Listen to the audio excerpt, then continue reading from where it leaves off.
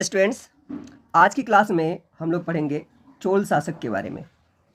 दक्षिण के जो मुख्य शासक थे चोल, पांड्य और चेर, उसमें से चोल शासक के बारे में आज हम लोग जानने वाले हैं नज़दीक से।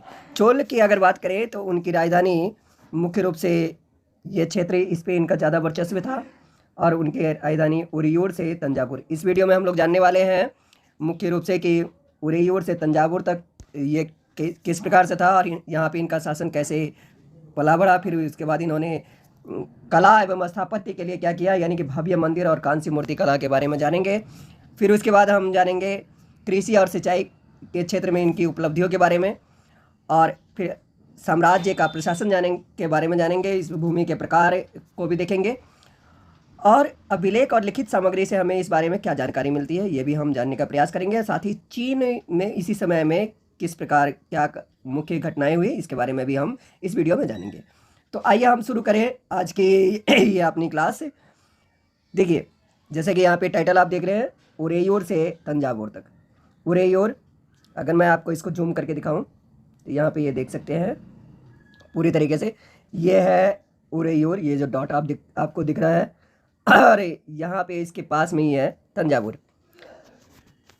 अब आगे हम देखते हैं कि कावेरी डेल्टा की बात करते हैं। ये है कावेरी डेल्टा, ये जो पूरा देख रहे हैं ये कावेरी डेल्टा का डेल्टा है। कावेरी डेल्टा में मटियार नाम से प्रसिद्ध छोटे से मुखिया परिवार की सत्ता थी। मटियार, ये मुखिया परिवार था जिसका नाम था मटियार। वे कांचीपुरम के पल्लव राजाओं के मातहत थे। मातहत यानी कि गुलाम थे। उरियार के चोल वंशीय प्राचीन मुखिया परिवार के विजयालय ने 9वीं सदी के मध्य में मटियारों को हराकर इस डेल्टा पर कब्जा जमाया। किस डेल्टा पर? यहाँ के डेल्टाओं पर कब्जा जमाया। उसने वहाँ तंजावुर शहर और निशुंभ सूदनी देवी का मंदिर बनाया, यानी कि उस डेल्टा पे ही इन्होंने तंजावुर शहर को बनाया और निशुंभ सूदनी देवी का मंदिर उसी समय में बनाया था। उसके बाद आगे देखिए, विजयालय के उत्तराधिकारियों ने पड़ोसी इलाके को जीता। अब इस प्रकार से एक क्वेश्चन आता है कि तंजावुर शहर को किसने बसाया, तो आप यहाँ पे कह सकते हो कि विजयालय ने। चोल वंश के प्राचीन मुखिया थे जिनका नाम था विजयालय, उन्होंने ही तंजावुर शहर और निशुंभ सूदनी देवी का निर्माण किया। विजयालय के उत्तराधिकारियों ने पड़ोसी इलाकों को जीता और उसका राज्य अपने क्षेत्रफल तथा शक्ति दोनों रूपों में बढ़ता गया।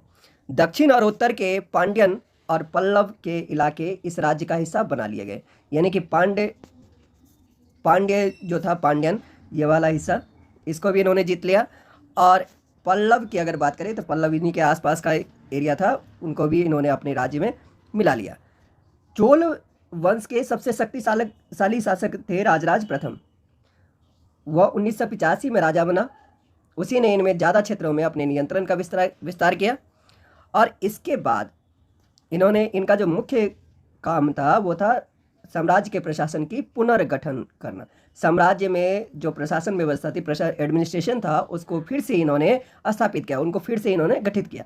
राज के पुत्र जिनका नाम था राजेंद्र प्रथम ने उन्हीं नीतियों को जारी रखा। किन की नीतियों को? तो अपने पिता की नीतियों को, राजराज प्रथम के नीतियों को इन्होंने जारी रखा। और उसने गंगा घाटी, श्रीलंका तथा दक्षिण पूर्व एशिया के देशों पर हमला भी किया। इन अभियानों के लिए उसने एक जल सेना भी बनाई, यानी कि चोल शासक इतने शक्तिशाली हो गए थे कि ये जल सेना भी रखते थे, थल सेना के साथ साथ जल सेना भी रखते थे। भव्य मंदिर और कांस्य मूर्ति कला।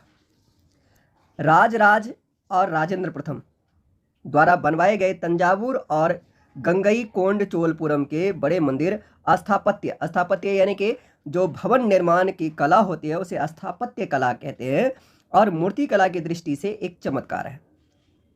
यानी कि तंजावुर में राजराज प्रथम ने मंदिर बनवाया था और राजेंद्र प्रथम के द्वारा बनवाया गया मंदिर है गंगई कोंड चोलपुरम में। यहाँ पे ये आप देख सकते हो, ये देखिए चित्र है, ये है गंगई कोंड चोलपुरम का मंदिर। अब देखिए इसमें अगर आप ध्यान दें तो इसका जो आधार है वो ज़्यादा चौड़ा है और जैसे जैसे ऊपर जाते गया है वैसे वैसे इसका आधार यानी कि इसकी चौड़ाई कम होती गई है और शिखर पे बिल्कुल ही कम हो गई है। छत के तरफ जाते जाते ये बहुत ही कम हो गया। और इसकी अगर अलंकरण देखेंगे यानी कि इसकी सजावट देखें तो देखिए कितना मनोहर लग रहा है देखने में। ये देख रहे कितने तसल्ली से इस पे कारीगरी की गई है। और ये है लगभग 1000 ईस्वी के आसपास का बना हुआ मंदिर। चोल मंदिर अक्सर अपने आसपास विकसित होने वाली बस्तियों के केंद्र बन गए। वे शिल्प उत्पादन के केंद्र थे। शिल्प यानी कि दस्तकारी, काश्तकारी, यानी कि कोई भी जो कारीगरी इत्यादि होती है उसको शिल्प उत्पादन कहा जाता है। तो ऐसे केंद्र बन गए थे। यह मंदिर शासकों और अन्य लोगों के द्वारा दी गई भूमि से भी संपन्न हो गए थे। इस भूमि की उपज उन सारे विशेषज्ञों का निर्वाह करने में खर्च होती थी जो मंदिर के आसपास रहते थे। यानी कि समझिए, भूमि की उपज, मंदिर के आसपास की जो भूमि थी उनकी उपज से विशेषज्ञों का निर्वाह होता था। कौन कौन से विशेषज्ञ? जो मंदिर के आसपास रहते थे। उनमें कौन कौन शामिल थे? तो पुरोहित, मालाकार, बावर्ची यानी कि रसोइया, मेहतर यानी कि जो साफ सफाई करने वाले, और इसके बाद संगीतकार, नर्तक इत्यादि और भी बहुत सारे लोग इसमें शामिल थे जिनका निर्वाह उन्हीं भूमि से आने वाले कर, या आप कह सकते हो जो आमदनी आती थी उसी से होता था। दूसरे शब्दों में मंदिर सिर्फ पूजा आराधना के स्थान नहीं थे। यानी कि कहने का मतलब है कि मंदिर में सिर्फ पूजा और आराधना ही नहीं किया जाता था, वे आर्थिक, सामाजिक और सांस्कृतिक जीवन के केंद्र भी थे। यानी कि आर्थिक केंद्र, सामाजिक केंद्र और सांस्कृतिक जीवन के केंद्र थे। जबकि आज ये जिस रूप में हम देख रहे हैं इस रूप में नहीं था। उस समय आर्थिक, सामाजिक और सांस्कृतिक केंद्र था। मंदिर के साथ जुड़े हुए शिल्पों में सबसे विशिष्ट था कांस्य प्रतिमाएं बनाने का काम। अब ये कांस्य प्रतिमाएं जैसे कि एक आप देख सकते हो कि इसमें ये देखिए किस तरीके से इसका अलंकरण किया गया है, यानी किस तरीके से इसको सजाया गया है। ऐसी मूर्तियां बनाने की जो विधि है, हम आइए देखते हैं अध्याय 6 में कि ये किस प्रकार बनाई जाती थी। यहाँ देखिए कि कासा, धातु घंटा और लुप्त सोम तकनीक। जो जिस विधि से कांसे की मूर्तियां बनाई जाती थी उस विधि को लुप्त सोम विधि कही जाती है। कांसा की अगर बात करें तो ये मिश्र धातु है, यानी कि मिक्सचर है। इसको अंग्रेजी में कहते हैं एलॉय, जिसमें तांबे और रांगे यानी कि टीन को मिला के बनाया जाता है कांसा। धातु में रांगे का अनुपात किसी भी अन्य किस्म के कांसे से अधिक होता है। यह घंटे जैसी ध्वनि उत्पन्न करती है। अब चोलकालीन कांस्य मूर्तियों को अभी हमने अध्याय 2 में देखा, लुप्त सोम तकनीक से बनाई जाती थी। अब लुप्त सोम तकनीक किस तरीके से कार्य करता था? सबसे पहले मोम की एक प्रतिमा बनाई जाती थी और उसे चिकनी मिट्टी से पूरी तरह लेप कर सूखने के लिए छोड़ दिया जाता था। जब वह पूरी तरह सूख जाती थी तो उसे गर्म किया जाता था और उसके मिट्टी के आवरण यानी कि मिट्टी का जो ऊपर का हिस्सा था उसमें छेद करके नीचे से या कहीं से भी उससे सारा मोम बाहर निकाला जाता था। और फिर उसके बाद उसी में धातु को पिघला कर डाल दिया जाता था। और जब धातु ठंडी होकर ठोस हो जाती थी तो फिर सावधानी से, आराम से उसके ऊपर से मिट्टी के आवरण को निकाल लिया जाता था। तो इस प्रकार से ये जो बनाने की विधि थी इसे लुप्त सोम कहा जाता था। इसी तरीके से वो जो कांस्य की मूर्ति हमने देखा वो भी इसी विधि से बनी हुई थी। और यहाँ पे जो आप देख रहे हैं यह है कालिया दमन का दृश्य, और इसको भी इसी लुप्त सोम तकनीक से ही बनाया गया है।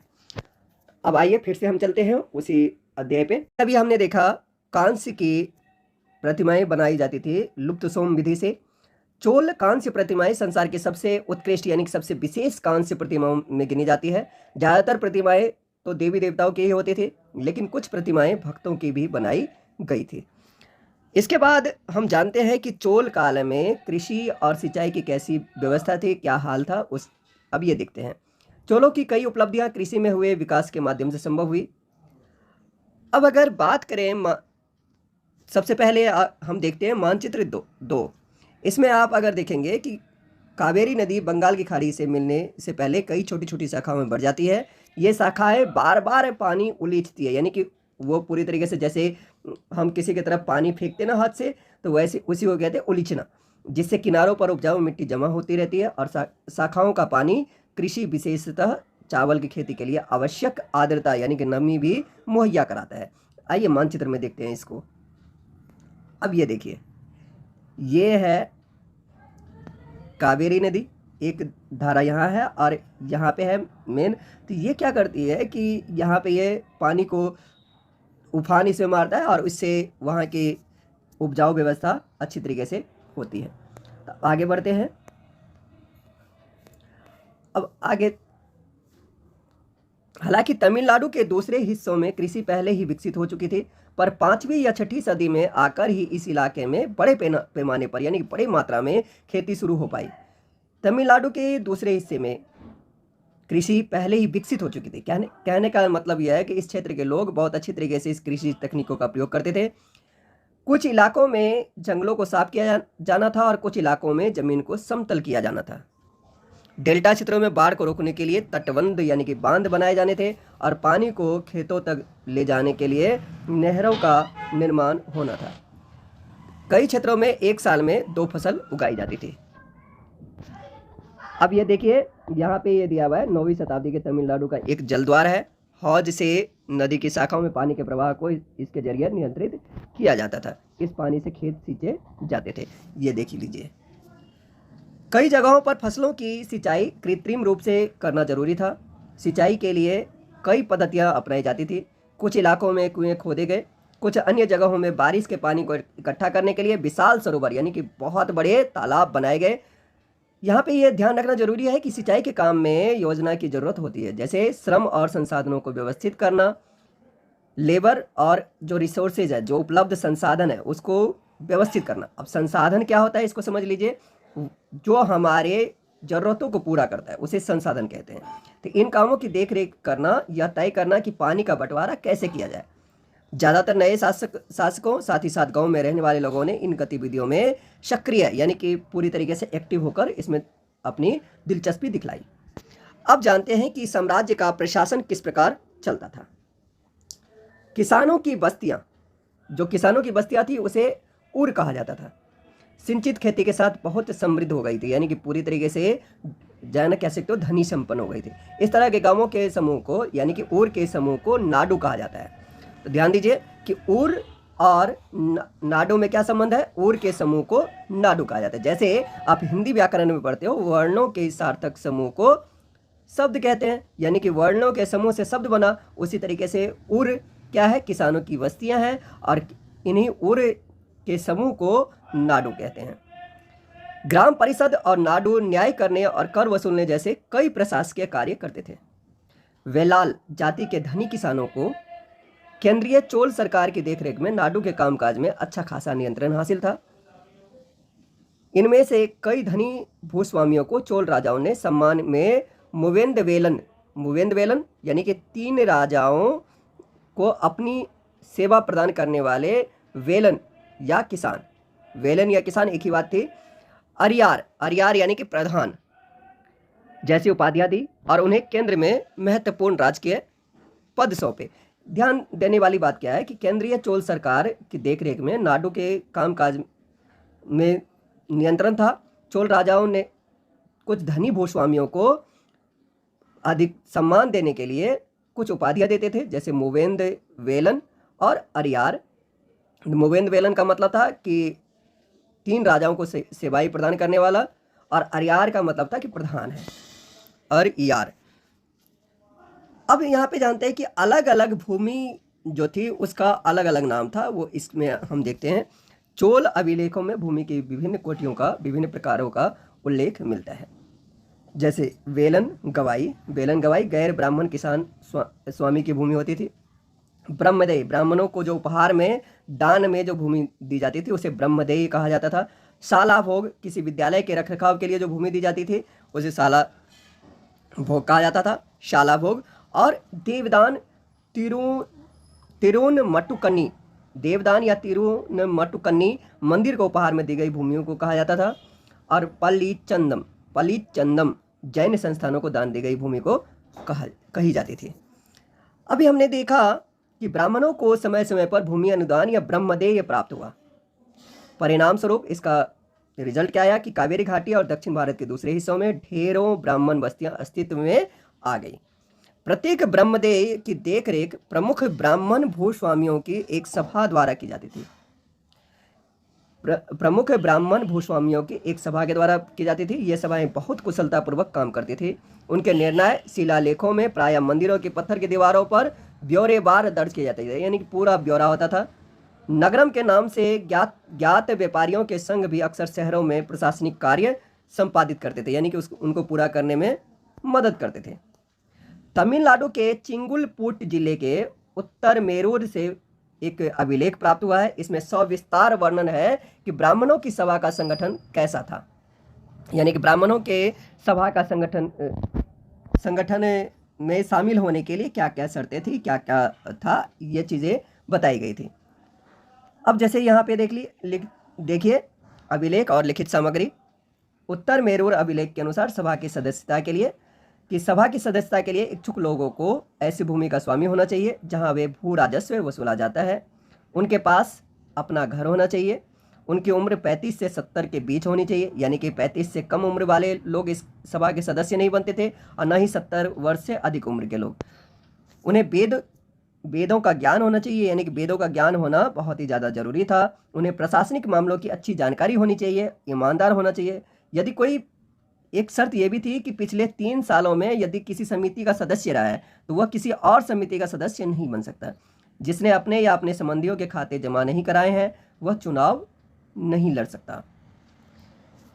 अभिलेखों में राजाओं और शक्ति संपन्न पुरुषों के बारे में तो जानकारी मिलती है, लेकिन यह जानना खासा मुश्किल है कि साधारण मर्दों और औरतों का जीवन इन राज्यों में कैसा था।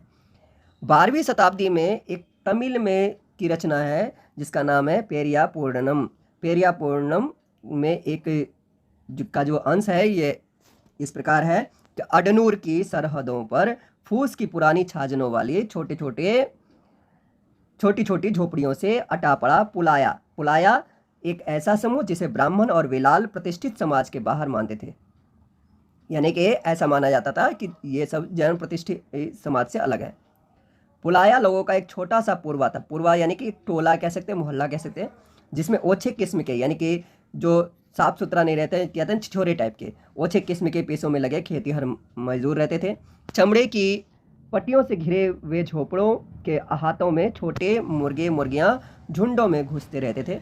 गहरे रंग के बच्चे जो काले लोहे के कंगन पहने हुए थे छोटे पिल्लों को उठाए उछलते चल रहे थे।